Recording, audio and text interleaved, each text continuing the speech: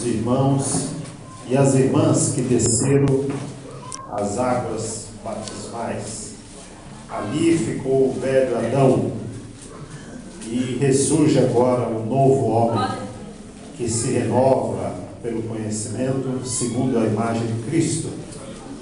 O Adão velho tem que ficar sepultado e Cristo tem que estar na frente agora da sua vida. Você que é novo batizado, novo convertido, agora Jesus que tem que crescer, amém?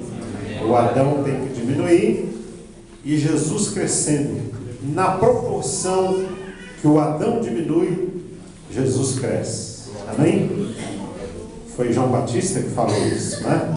Na proporção que o Adão diminui, Jesus cresce. Mas pastor, que trocadilho é esse aí que eu não entendo?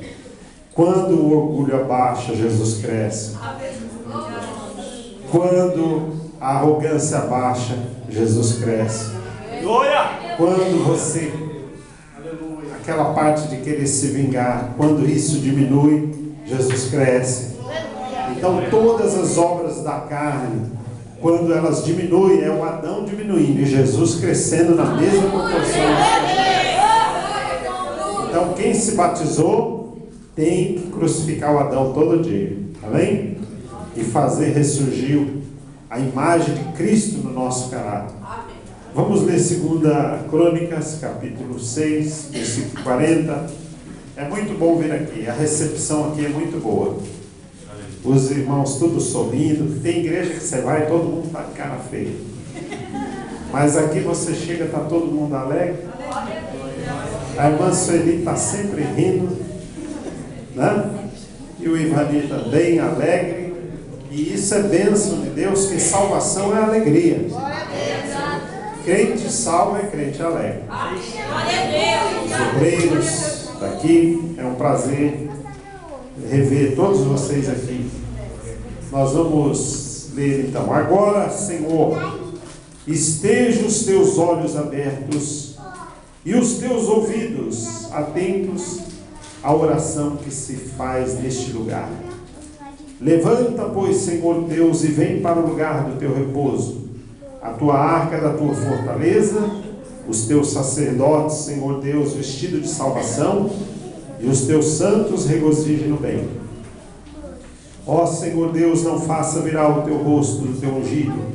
Lembra das tuas misericórdias para com o teu servo Davi.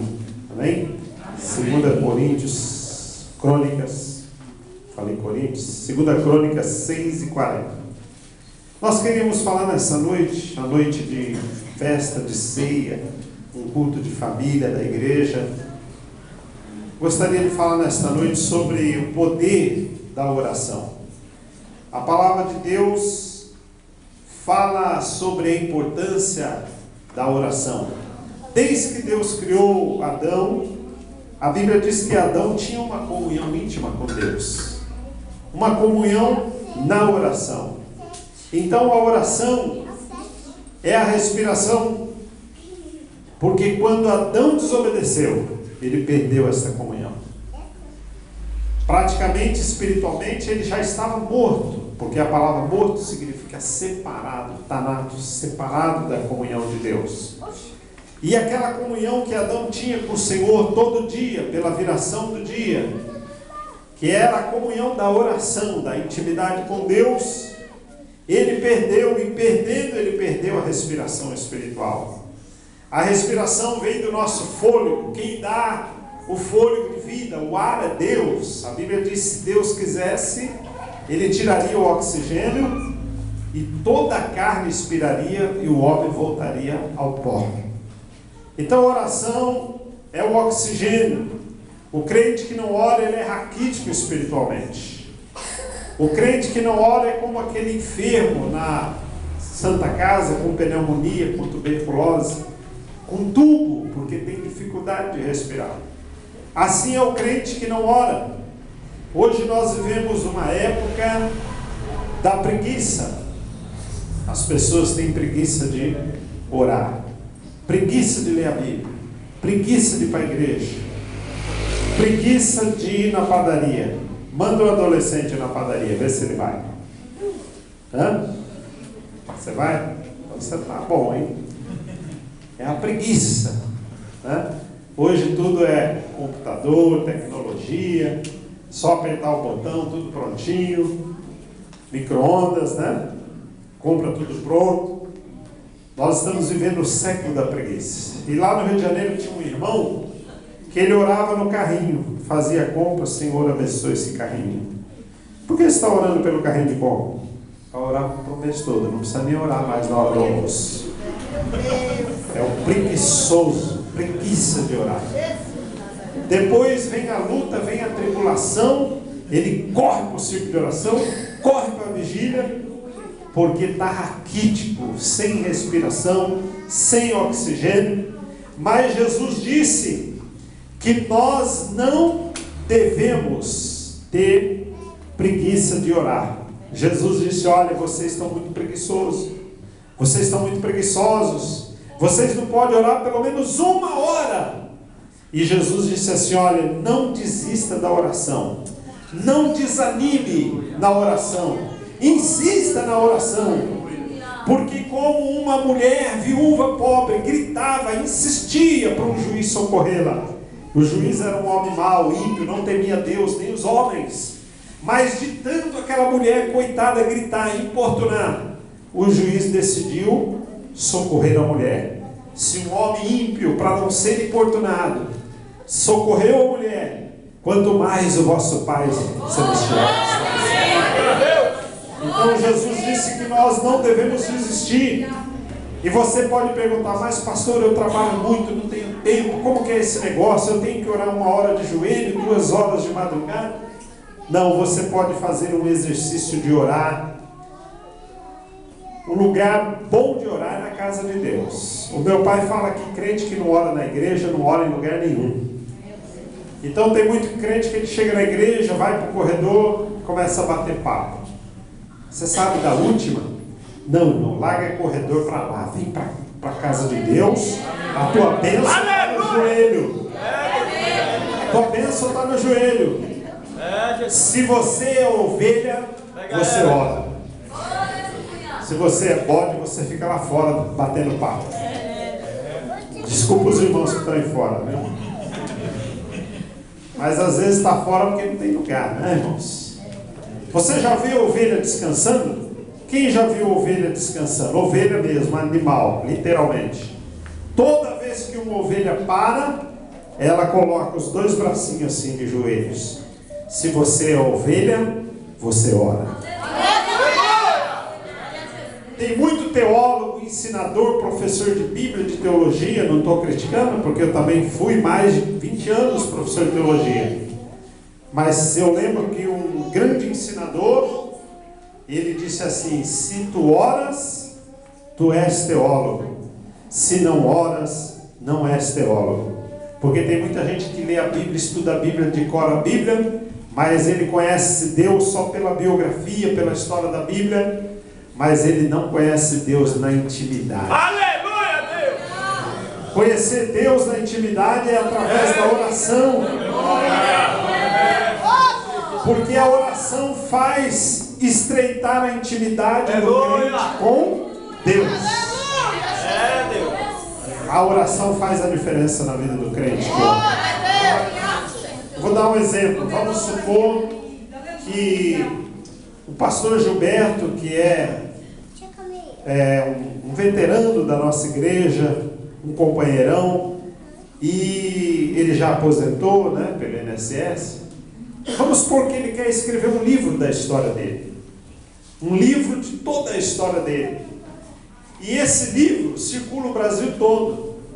E um irmão lá no Nordeste compra o livro dele na livraria, nunca viu o pastor Gilberto. Mas ele lê o livro e decora toda a vida do pastor Gilberto.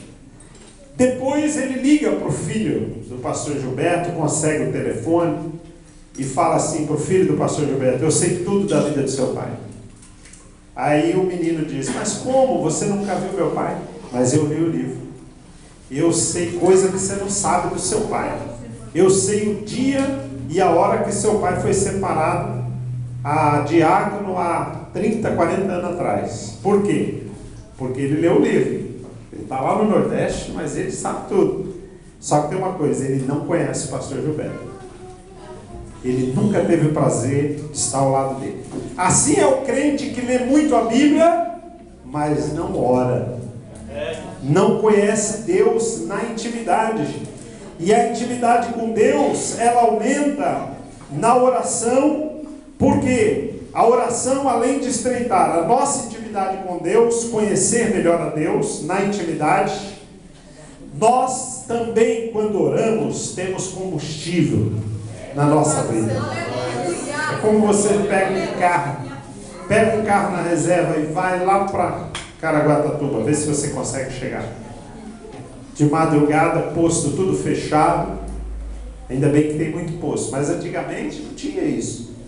De noite você não achava posto. Mas o crente que ora, o tanque dele está sempre cheio.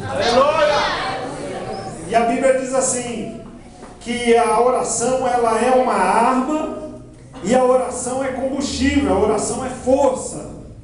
Paulo diz assim: orando em todo tempo, em toda súplica, para que no dia mau podeis resistir às ciladas do diabo. Nós fazemos o contrário, nós ficamos sem orar muito tempo. Quando vem a luta, a dificuldade, a gente corre para o joelho. Mas Paulo ensinou o contrário. Ele disse: não, ora quando está tudo bem. Continua orando quando está tudo bem, porque no dia mau, no dia da angústia, do sofrimento, se você vem orando muito tempo, você vai ter força para vencer o diabo, força para vencer o mundo, força para vencer o leão e o urso. Então Jesus, ele foi um homem de oração. Ele ensinou a orar. Então a oração é uma arma. Por que, pastor, é uma arma? Porque quando Paulo fala do escudo da fé, espada do Espírito, capacete da salvação, pés na preparação do Evangelho, ele fala de todas as armas espirituais. E quando ele fala dessas armas, no final o que ele diz? E orando em todo tempo com toda a súplica. É a última arma que ele coloca lá embaixo. E a arma mais forte que tem é a oração. Aleluia! Seu patrão está te perseguindo, vai para a oração. Não brigue com ele, não reclame, não faça manha nem birra. Seu patrão está te perseguindo, vai para a oração no silêncio. E a Bíblia diz assim: fecha as tuas portas e o teu pai que te ouve em segredo te recompensará. Tem gente interpretando errado aí. Você está passando por angústia, deve ser no livro de São Bartolomeu. Você está passando por angústia, faz um barulho aí, reúne a multidão e sobe o morro. É assim que está na Bíblia? Está passando por uma grande luta, uma grande angústia? Entra tu só no teu quarto, fecha as portas e você vai ver as muralhas caindo. É nesse silêncio da oração que as muralhas vão cair. Ah, mas aquela irmã me caluniou. Não tem problema. Vai para a oração que ela ainda vai vir pedir perdão para você. E ainda vai pedir uma cesta básica. E você vai dar para ela. Porque é o poder da oração. A oração faz a diferença na vida do crente. Nós temos muitos exemplos na Bíblia de pessoas assim que oraram e Deus deu o livramento. Um dia desse, um pastor, foi o ano passado, pastor Paulo, lá da Bolívia, Pablo Rodrigues, até tem no Facebook, e nós tínhamos um compromisso de ajudá-lo. Mas a Secretaria de Missões estava ajudando 3 missionários e o secretário de Missões não estava depositando dinheiro para ele. E eu disse para o secretário: aquele irmão Paulo que pediu ajuda para a gente, você viu se já está para a gente mandar uma ajuda para ele? Ele é pastor em Quijar, uma igreja longe, cidade pequenininha na Bolívia, não tem nem asfalto. E a irmã falou: eu tenho aqui a conta dele, o senhor me deu aquele dia, e eu tenho dinheiro aqui no Caixa de Missões, eu vou depositar hoje para ele. E ela depositou o dinheiro 3 horas da tarde, no Banco do Brasil. E ela mandou uma mensagem para ele pelo Facebook. acabei de depositar um dinheiro para você aí, na Bolívia.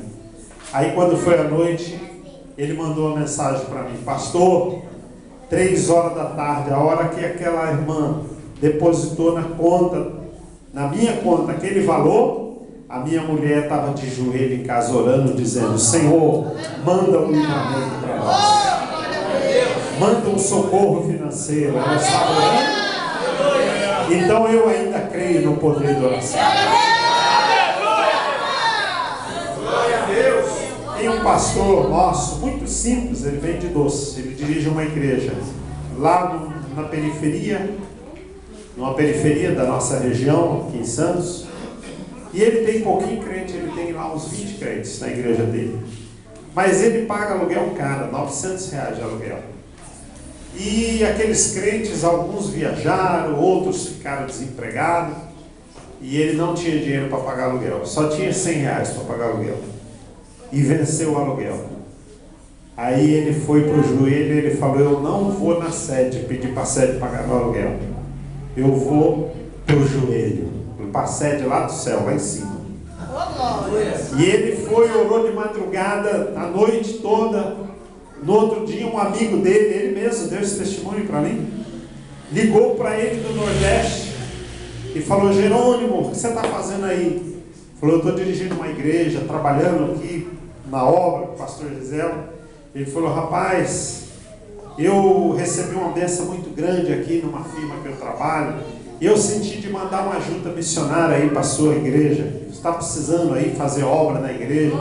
Ele falou: eu estou pintando a igreja e estou precisando pagar aluguel aqui também.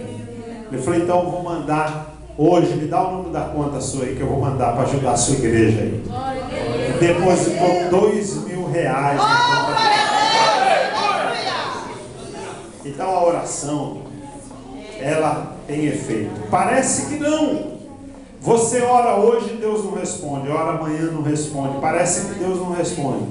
Mas a Bíblia diz que existe uma reserva lá no céu, o livro das lágrimas.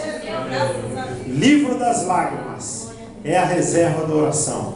Você vai orando, orando, orando. Hoje você tem bênção na sua vida que você recebe hoje de coisa que você orou há 10 anos atrás, 20 anos atrás. Porque oração é combustível, oração é poder, oração é arma poderosa. Os grandes homens de Deus, eles foram homens de oração. A Bíblia diz que Moisés, ele falava com Deus frente a frente. Deus via Moisés, mas Moisés não via Deus. E Moisés conheceu a intimidade de Deus na oração, ao ponto de Deus dizer: nunca se levantou profeta como Moisés, a quem o Senhor conhecera na oração, na intimidade frente a frente. Nunca se levantou homem de oração como ele. E aqueles 40 dias que Moisés ficou no monte, falando com Deus em consagração, e a Bíblia diz que Moisés desceu do monte, e depois que desceu do monte, ele começou a pregar para a multidão, dizendo: ouve, ó Israel, o Senhor nosso Deus é o único Deus. Amarás o Senhor teu Deus sobre todas as coisas, e o próximo como a ti mesmo. Mensagem linda, saída do forno da oração. Então Moisés foi aquele homem que tinha intimidade com Deus, homem manso. E a Bíblia diz que Daniel também foi um homem de oração. Ele orava 3 vezes ao dia. E um dia Daniel foi jogado na cova dos leões, mas ele não apavorou. Diga para o irmão que está do seu lado: crente que ora não apavora.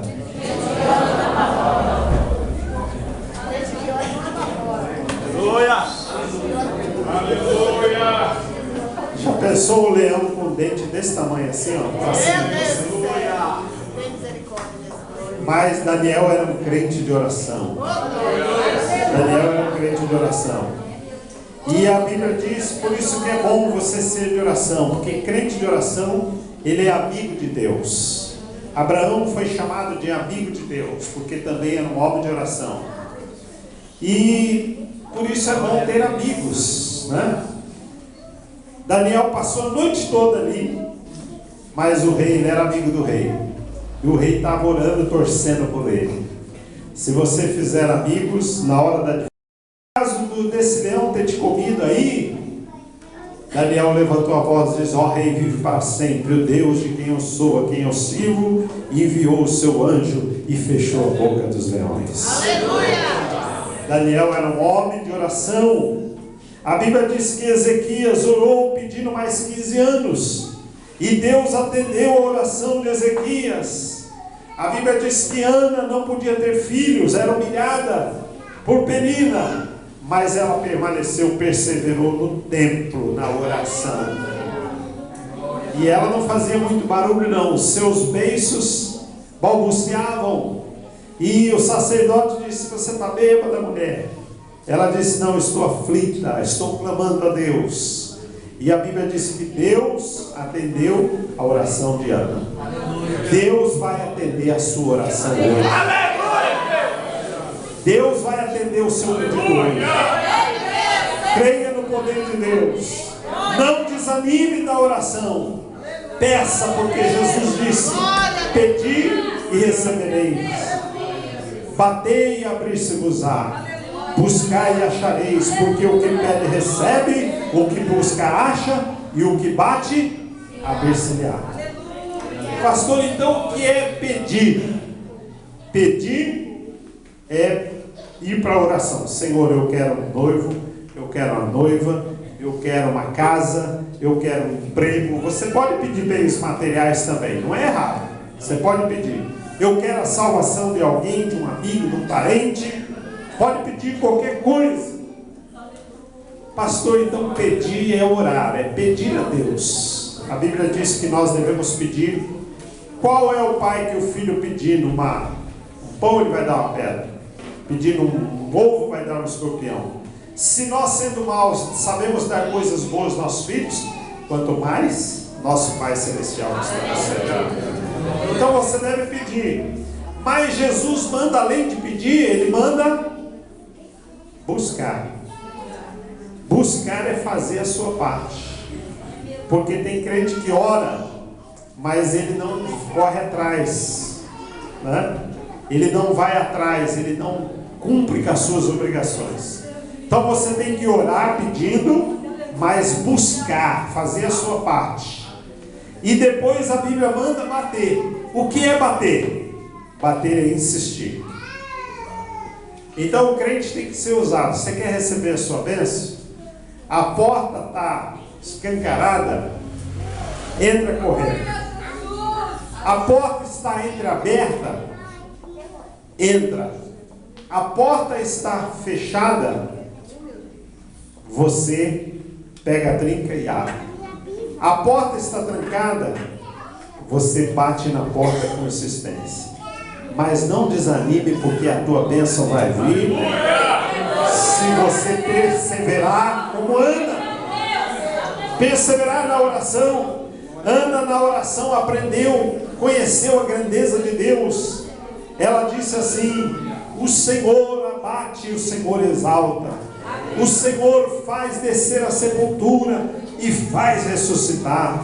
O Senhor guardará os pés dos justos, porque o homem não prevalecerá pela sua força.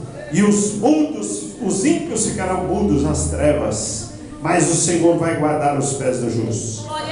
Ela fez essa oração, uma das orações mais lindas da Bíblia. E a Bíblia diz que Jesus foi um homem de oração. Quando ele iniciou o seu ministério, ele ficou 40 dias no deserto, foi tentado pelo diabo e orou 40 dias. Escolheu os discípulos depois de orar. Olha, irmãos, se Jesus orou 40 dias e ainda escolheu Judas, imagine nós que somos obreiros, né? Para separar um obreiro a diácono, para separar um obreiro a presbítero, tem que orar bastante. A Bíblia diz que Jesus orou antes de separar os discípulos. E a Bíblia diz que depois que ele orou 40 dias no deserto, ele subiu o monte e começou a pregar: bem-aventurados os humildes, bem-aventurados os misericordiosos, porque alcançarão misericórdia. Palavra forjada no forno da oração.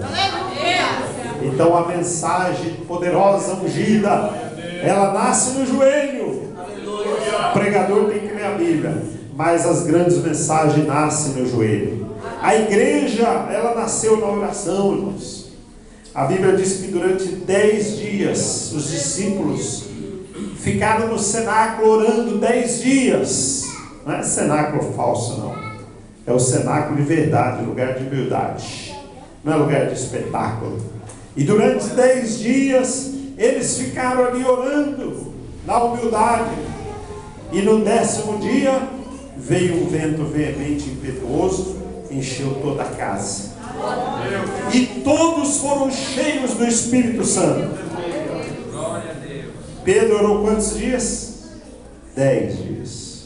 Porque a Bíblia diz, cumprido o dia de Pentecostes, é só você somar 40 dias, Jesus andou, apareceu para o povo. Subiu, conta mais 10, dá 50 dias certinho. E aí Pedro se levanta e prega 15 minutos. Quantas pessoas aceitaram Jesus? Quase 3 mil. E hoje os pregadores de congresso oram 1 minuto, não é? E prega, soa da cabeça ao pé, dá chute no púlpito, vira cambalhota, grita, espuela. Ninguém aceita Jesus. E ainda a igreja tem que dar milão para ele de oferta, né? Ninguém aceita Jesus porque quer pregar 2 horas, mas orou só 1 minuto. Faz o contrário, ora 10 dias e prega 15 minutos, que as almas vão se converter. Pedro orou 10 dias e a pregação de 15 minutos, quase 3 mil almas aceitaram Jesus. Paulo pregou 5 horas. E um crente meia boca que fica em cima do muro na janela caiu e morreu. Mas Paulo ressuscitou. Uma vez um pastor falou para o irmão Cício, eu vou pregar 2 horas. E o irmão Cício falou, não, aqui é estudo bíblico, você vai ensinar 1 hora só. Não, mas Paulo pregou 5 horas. Aí ele falou, mas Paulo teve poder para ressuscitar o defunto e você não tem. Então você vai pregar só 1 hora. Só pode pregar 5 horas quem vai ter o poder depois de ressuscitar o defunto. Então, irmãos, a oração faz a diferença na vida. Porque aquelas irmãs do ciclo de oração que oram, você vê na face dela o resplendor do rosto do Senhor. Aqueles obreiros que oram, você vê no rosto dele o resplendor da face do Senhor. A igreja cresce na oração.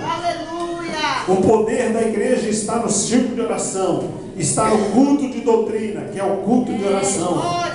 Culto de doutrina, os irmãos vêm mais cedo, hora, meia hora, 40 minutos, porque é o culto familiar, culto de ensino e também é culto de oração. E você pode treinar também. Estou concluindo aqui a palavra. Você pode orar de pé, andando de bicicleta, dirigindo o seu carro. Paulo diz assim, orando em todo tempo.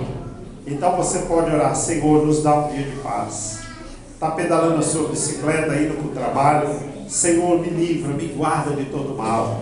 Você está indo dirigindo o seu carro, Senhor, dá-nos um dia de paz hoje, perdoa meus pecados, me dá sabedoria, me dá equilíbrio.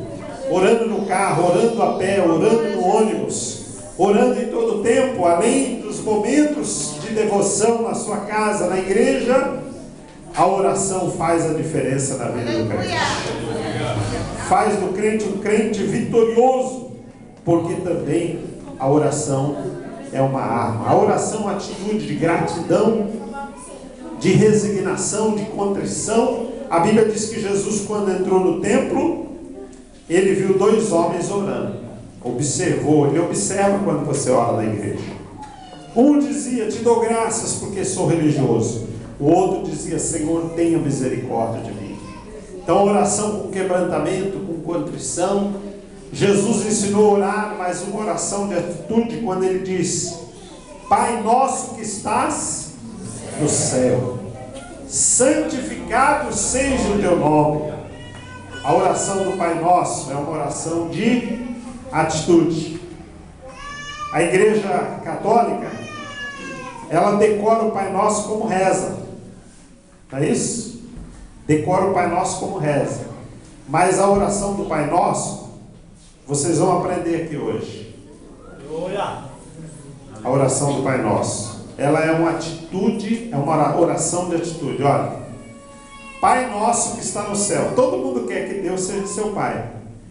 Agora, santificar o nome de Deus aqui na terra com as suas atitudes, poucos, viu? Porque o nome de Deus já é santificado. Você não tem que orar para ser santificado. Você que tem que santificar o nome de Deus aqui na terra. A oração do Pai Nosso é um paralelismo. Pai Nosso que estás no céu, santificado seja o teu nome na terra. Deus quer ser seu Pai, mas em contrapartida você tem que santificar o nome dele aqui com as suas obras. Jesus disse que os homens vejam as vossas obras e glorifiquem o vosso Pai que está no céu. Venha a nós o teu reino. Quem não quer isso?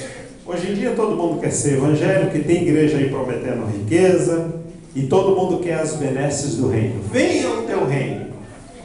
Mas a segunda parte nem todos querem. Seja feita a sua vontade. Obedecer não é fácil, né? Fazer a vontade, obedecer aos mandamentos.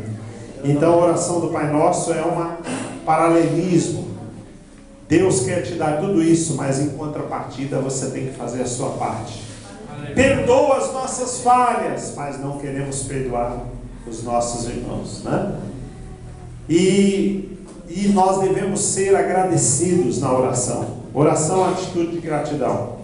A Bíblia diz que quando Jesus foi partir o pão, ele tinha sido traído naquela noite. E a Bíblia diz assim: na noite que ele foi traído, ele tomou o pão e murmurou. Assim? Está na Bíblia? Ele tomou o pão e deu graças. Não foi na noite que ele foi honrado, não foi na noite que ele foi bajulado, mas na noite que foi traído. Deus quer que você aprenda isso. Na noite que você for traído, humilhado, massacrado, Deus quer que você aprenda a ser agradecido. Agradeça na oração. Eu te agradeço, meu Deus, porque estou passando por essa luta, mas eu sei que o Senhor vai me tirar dela e vai me dar vitória. E agradecer quando está tudo bem é fácil. Quero ver você ser agradecido quando tiver um vendaval, uma tempestade. E o segredo da vitória é você ser um crente agradecido nessa hora. Essa é a alegria completa. Jesus disse: eu vou orar para que a igreja tenha alegria completa. O que é a alegria completa? A alegria completa é aquilo que Paulo disse: aprendi a ser alegre quando a mesa está farta, e aprendi a ser alegre quando não tem nada para comer. Aprendi a ser alegre quando está indo tudo bem, e aprendi a ser alegre quando está dando tudo errado. Essa é a alegria completa, a atitude de gratidão. Gratidão na oração. Seja um crente agradecido, porque esta é a vontade de Deus. A Bíblia diz: regozijai-vos sempre no Senhor, alegrai-vos na presença do Senhor, e seja a vossa piedade, a vossa equidade conhecida de todos os homens. Perto está o Senhor. O Senhor está perto daqueles que o buscam, daqueles que o buscam em verdade. E a Bíblia diz: clama a mim, e anunciar-te-ei e responder-te-ei coisas grandes e firmes que não sabes. A Bíblia diz: se o meu povo que se chama pelo meu nome se humilhar e orar e buscar a minha face, eu ouvirei do céu, perdoarei os seus pecados e sararei a sua terra. Amém? Vamos ficar de pé e vamos orar. Vamos ler a Bíblia. Depois nós vamos orar pelo pão. Vamos ler a Bíblia, 1 Coríntios capítulo 1, versículo 23. 1 Coríntios 11, 23. O pastor Gilberto vai fazer essa leitura. 1 Coríntios capítulo 11, versículo 23. E os obreiros, enquanto ele está lendo, podem lavar a mão. Saúde, amada igreja, com a paz do Senhor Jesus. Amém. Vamos ler. Porque eu recebi do Senhor, que também vos ensinei, que o Senhor Jesus, na noite que foi traído, tomou o pão, e tendo dado graças, o partiu e disse: tomai e comei, isto é o meu corpo que é partido por vós, fazei isto em memória de mim. Semelhantemente também, depois de cear, tomou o cálice, dizendo: este cálice é o Novo Testamento no meu sangue. Fazei isto todas as vezes que beberdes em memória de mim. Porque todas as vezes que beberdes, comerdes este pão e beberdes este cálice, anunciai a morte do Senhor até que venha. Portanto, qualquer que comer este pão ou beber o cálice do Senhor indignamente será culpado do corpo e do sangue do Senhor. Examine-se, pois, o homem a si mesmo, e assim coma deste pão e beba deste cálice, porque o que come e bebe indignamente, come e bebe para a sua própria condenação, não discernindo o corpo do Senhor. Por causa disto, há entre vós muitos fracos e doentes e muitos que dormem. Porque se nós nos julgássemos a nós mesmos, não seríamos julgados.